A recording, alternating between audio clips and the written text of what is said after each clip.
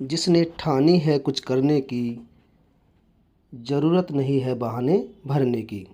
बायोनिट वाला चैनल पर मैं डॉक्टर विक्रम सिंह देसवाल फिर से बहुत ही ख़ास क्वेश्चंस को लेकर अपनी वीडियो में आया हूं।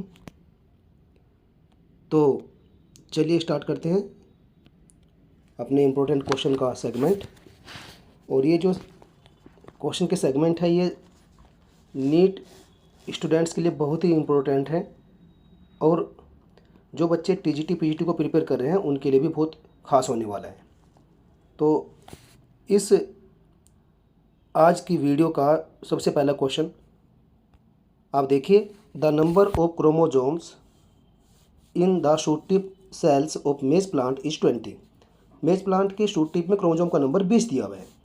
और यहाँ पर जो डिमांड है क्वेश्चन की, number of chromosomes in the microspore mother cells of the same plant. इसी प्लांट में माइक्रोस्पोर मदर सेल में क्रोमोजोम का नंबर कितना होगा ये जानने की यहाँ पर कोशिश की गई है। तो आप जानते हैं कि जो मेज प्लांट का शूट टिप है उसकी नेचर कैसी होती है, 12 होती है। उसमें नंबर कितना गिवन है, 20 दिया हुआ है। जब इस प्लांट का मैचुरेशन होगा और इस पर स्टेमन्स कार्पल्स ये सब डेवलप होंगे तो स्टेमन्स के अंदर ही माइक्रोस्पोर मदर सेल भी डेवलप होगा एंथर के अंदर, तो उनकी नेचर भी 12 ही होती है। वो भी माइटोसिस डिवीजन करके तब डेवलप होते हैं। तो क्रोमोजोम का नंबर यहाँ पर सेम रहेगा, कितना रहेगा, 20 रहेगा। तो हमारा ऑप्शन क्या राइट होगा, ए ऑप्शन हमारा राइट हो जाएगा। हम ए ऑप्शन के साथ जाएंगे तो सेम प्लोडी होने की वजह से। तो अब चलते हैं हम नेक्स्ट क्वेश्चन की ओर। और नेक्स्ट क्वेश्चन हमारा क्या है, which one of the following statement is correct. जो यहाँ पर 4 ऑप्शन है उनमें से करेक्ट ऑप्शन आपको ढूंढना है। 3 ऑप्शन इनमें से रॉन्ग है। तो सबसे पहला ऑप्शन क्या दिया है, सबसे पहला ऑप्शन दिया है मैंगो इज़ पार्थेनोकार्पिक फ्रूट।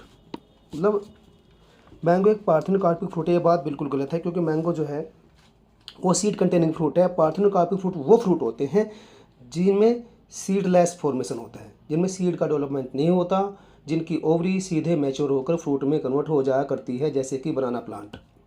तो यहाँ पर मैंगो एक पार्थेनोकार्पिक फ्रूट कतई नहीं है।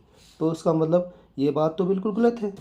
अब नेक्स्ट वाला कंडीशन क्या है, a proteinaceous aleurone layer is present in maize grain. जो एल्यूरोन लेयर है प्रोटीन की, जिसको हम एंडोस्पर्म लेयर भी कह सकते हैं, मेज के अंदर ही प्रेजेंट है। ये बात बिल्कुल सही है, ऐसा ही होता है।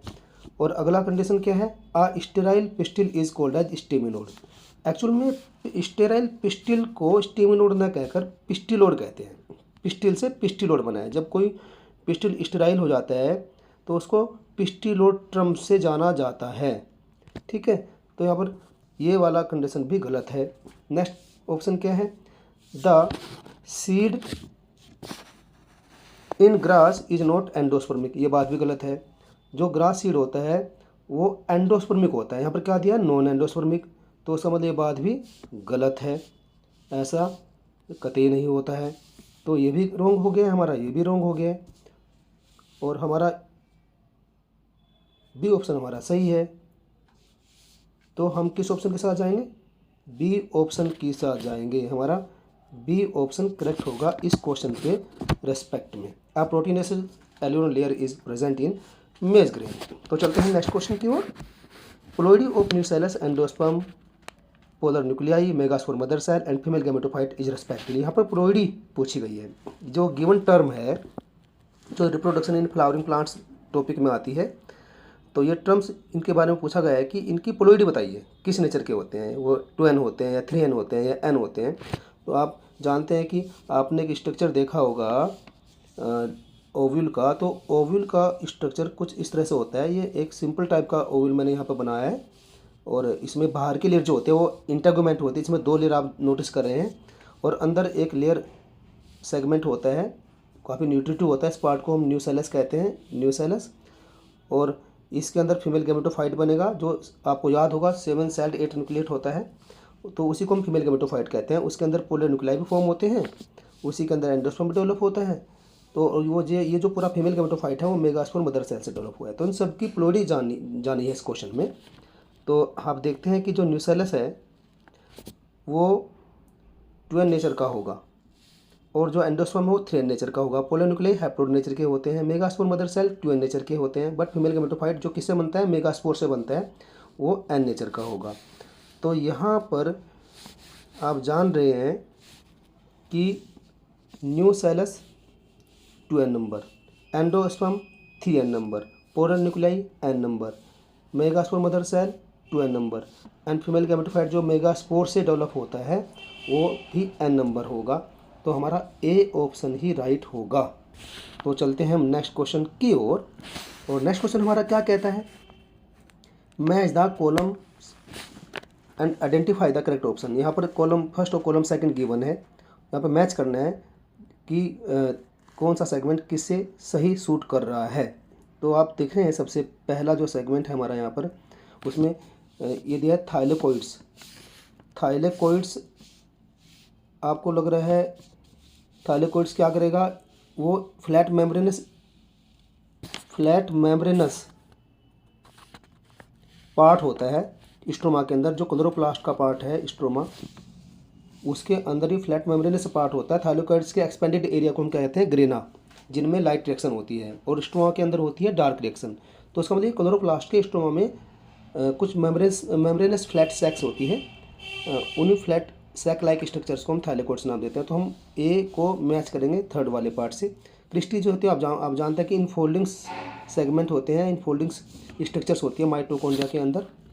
तो आप यहाँ पर नोटिस कर सकते हैं इनफोल्डिंग इन माइटोकॉन्ड्रिया। सिस्टर्नी जो होते हैं वो डिस्क शेप्ड सैक्स होती है गोजी बॉडी के अंदर, और क्रोमेटिन जो होते हैं वो सेगमेंट्स, कंडेंस्ड सेगमेंट्स होते हैं डीएनए के, जो क्रोमोसोम्स को सिंथेसाइज करने का काम करते हैं। तो इस तरह से आप देख रहे हैं कि ए किससे मैच कर रहा है, थर्ड से मैच कर रहा है, बी किससे मैच कर रहा है, फोर्थ से मैच कर रहा है, और सी फर्स्ट से मैच कर रहा है, और डी सेकंड से मैच कर रहा है। तो इस तरह से हमारा ऑप्शन क्या राइट हो जाएगा, हमारा ऑप्शन राइट हो जाएगा बी वाला, ए थर्ड बी सेकंड, ए थर्ड बी सेकंड और सी फर्स्ट डी सेकंड। तो हमारा बी ऑप्शन ही मोर करेक्ट होगा। तो चलते हैं हम नेक्स्ट क्वेश्चन की ओर। नेक्स्ट क्वेश्चन हमारा क्या है, which of the following statement are correct. यहाँ पर 4 ऑप्शन है, तो इनमें से जो करेक्ट वाले मतलब सेंटेंसेज है उनको आपको यहाँ पर चूज करना है। तो मोर देन वन ऑप्शन यहाँ पर करेक्ट होने की संभावना है। तो आप देख रहे हैं पहला ऑप्शन हमारे पास क्या है, माइटोकॉन्ड्रिया कंटेन्स डीएनए। ये बात बिल्कुल सही है। आपको पता होगा कि जो माइटोकॉन्ड्रिया है वो एक ओवल शेप स्ट्रक्चर होती है, उसमें कुछ फिंगर लाइक प्रोजेक्शंस होते हैं ऐसे करके, और उसमें एक डीएनए होता है सेंट्रली जो डबल स्टैंडर्ड होता है और सर्कुलर होता है, डबल स्टैंडर्ड सर्कुलर डीएनए होता है। तो बात बिल्कुल सही है। तो हमारा ये वाला पहला जो वाला सेंटेंस है बिल्कुल सही है।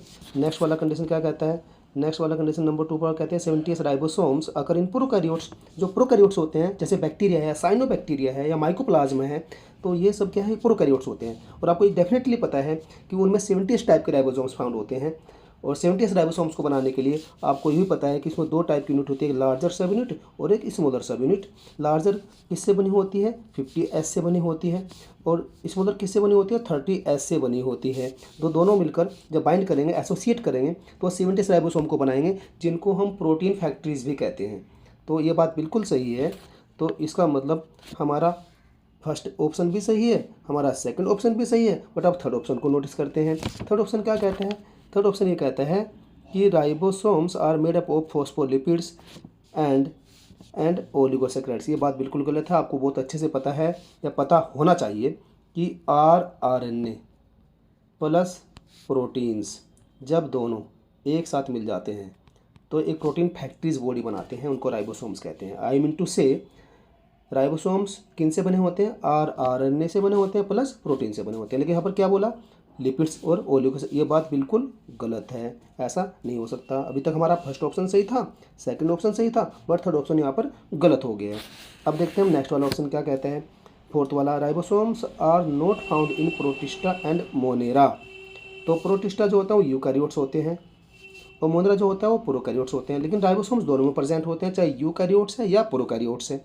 आपको ये बात भी मालूम होनी चाहिए कि जो यूकैरियोट्स होते हैं उनमें 80 टाइप के राइबोसोम्स होते हैं जो RER पर प्रेजेंट होते हैं। तो राइबोसोम्स दोनों में प्रेजेंट है। किंगडम मोनेरा में प्रोकैरियोट्स आते हैं तो उनमें राइबोसोम्स 70 टाइप के होते हैं, तो राइबोसोम्स तो दोनों में प्रेजेंट होते हैं। तो ये बात भी यहाँ पर गलत है, इन्होंने बोला कि नहीं होते हैं। तो हमारे पास केवल 2 ही ऑप्शन सही बैठ रहे हैं, पहले वाला ऑप्शन और दूसरे वाला। तो हम किसके साथ जाएंगे, हम किस आंसर के साथ जाएंगे, बी ऑप्शन के साथ जाएंगे, 1 और 2 करेक्ट, ये वाला हमारा ऑप्शन सही होगा।